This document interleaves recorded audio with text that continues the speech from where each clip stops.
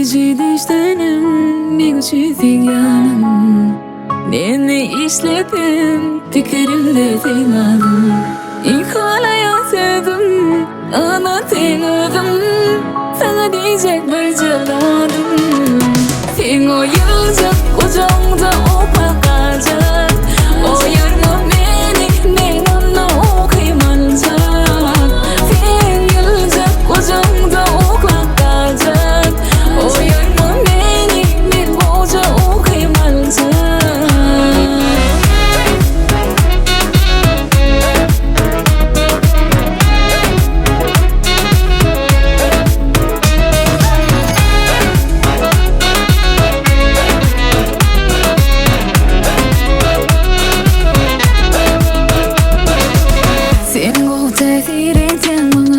Onun maydan kefana, üflefin aydım yadıynadı ki korpana.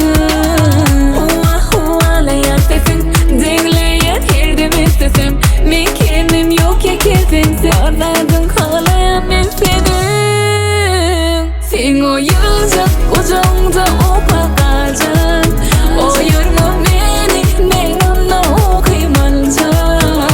Sen yılcak ucunda o bakacak. O yorma beni bir boca okuymayacak.